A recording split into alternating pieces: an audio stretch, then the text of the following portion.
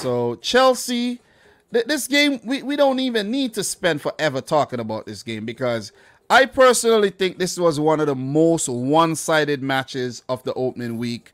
3-0, easy peasy lemon squeezy, Champions League winners. Crystal Palace too easy. It was too easy, man. There was nothing in it. I mean, Alonso got a lovely goal. Pulisic. It's 2-0. It's over at halftime. 2-0. It's over. Yeah. That guy, Chalobah, that's his first goal. What a goal that was. Yo. Let me say this, right?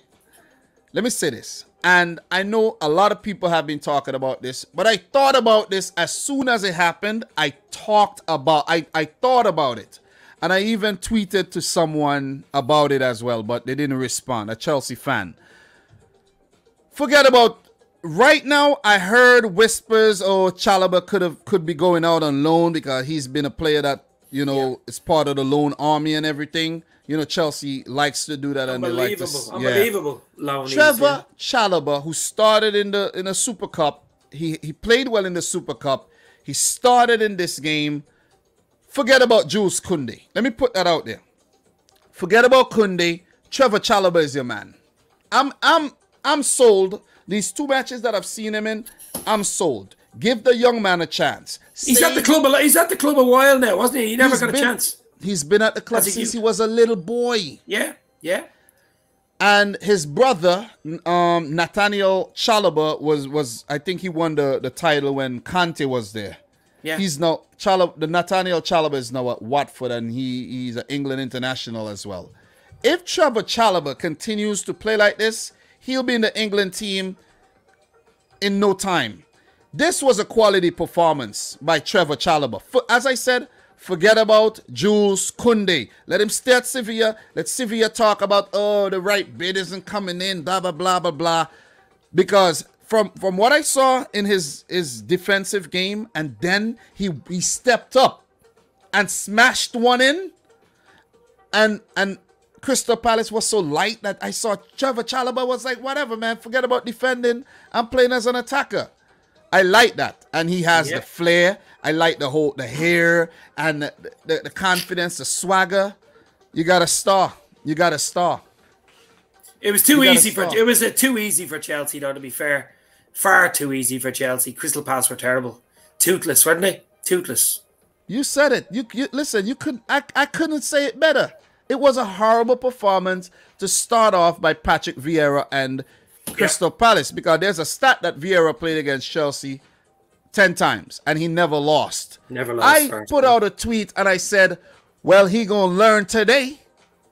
Yeah. He gonna learn how to lose against Chelsea today, because they didn't look good. They really didn't look good. Zaha was hardly involved. I think the team is a bit all over the place, though. They're a little bit all over the place, because when you look at their lineup, you have Zaha, Mateta. These guys hardly had anything to feed on. Jordan Ayew, who's I think maybe not good enough. Listen, he's coming near the end of his isn't he? He's probably a year left in him or whatever, but that's about it. Even if he has a year. You look at this Crystal Palace team right now. Crystal Palace could be in a bit of trouble this season. I'm not gonna say they're gonna get relegated, but they're gonna be down towards the bottom. Patrick Vieira might even get sacked. You're telling me the Crystal is cracking? Yeah, it's cracking, bro. It's cracking, baby. It's cracking. Yeah, well, yeah.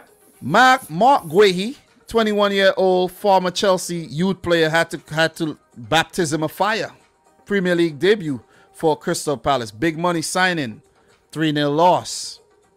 Guaita, he didn't listen. He couldn't. Those were good goals. Alonso with that free kick, man, brilliant. Imagine.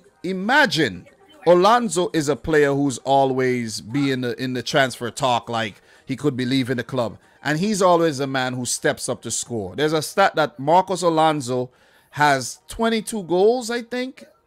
I think he has about 22 goals.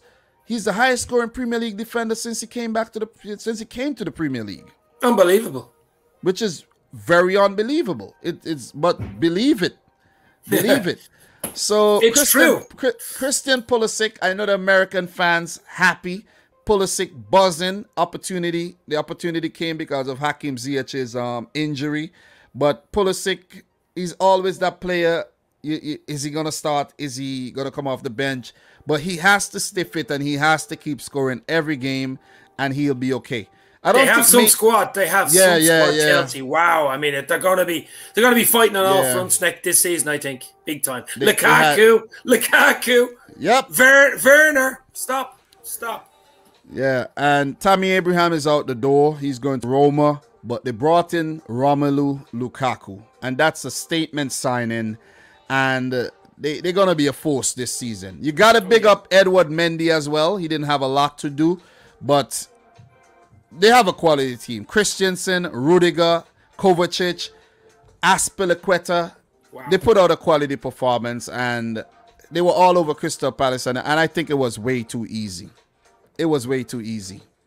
For Palace, they play Brentford next. That's a London derby. That's going to be a fun one. It's a winnable game for Palace. But it's a losable game as well. It's exactly. You know what I mean? Exactly. And for Chelsea, their next game is against Arsenal. Oh, my God. Whoa.